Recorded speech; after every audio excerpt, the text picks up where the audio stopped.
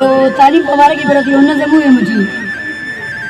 پرون د کلي د خوا غره لمن کې په سوړ سهار او لیونۍ یخنۍ کې ما یو ماشوم لښته په لاس ولیدو ډېر په تادۍ ورله نږدې ورغلم ما ورته ویل بچیه دلته څه کوې ما دې ویلي زما چیلې ورکې دي د یخ د لاسه را نخپې ورکې دي غوږونه یې هم یخنۍ سره کړي شانمو بیا په وړه نازکه خوله ووي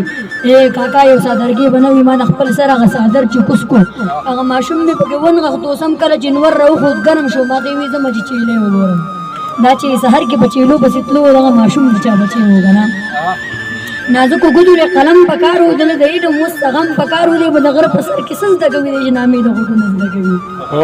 زما د قام دغه پښتون بچی چې د تعلیم نه ناخبره نه وشي دی به په نه خبره جنګ هم کوي دی به سبا راته خطر جوړوي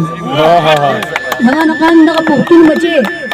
دله د کلي او د کوڼ ماشومان بستې په غاړه کړي او سکول ته لاړ شي چې د زړه نشته ولې دی بس ارمان نه لري په ځمکه ګرځي ولې دی بس اسمان نه لري د ګل نه یو پاد واخیسته ده د سپوږمۍ خور د خوست پیره ده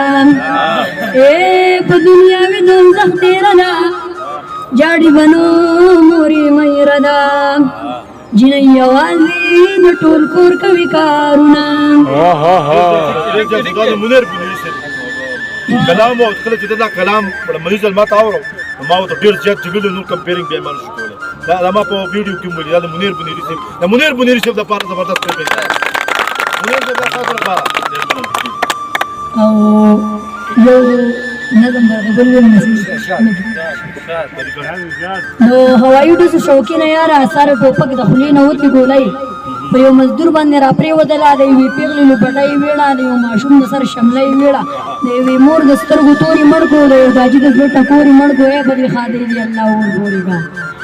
په دې مستۍ دې الله اور پورې کا ستا خوشحالي د دې بېشکه وکړه لرې د ډډه د ټوپکې وکړه نه خوشحالي دې په اچڼو وکړه نه خوشحالي دې په ډولونو وکړه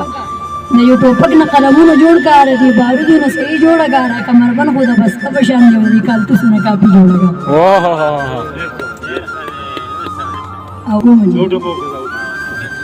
ګودر ته دواړه خویندې رالې ګودر ته دواړه خویندې رالې یو سپوږمۍ ده او بل ستوري شرموینه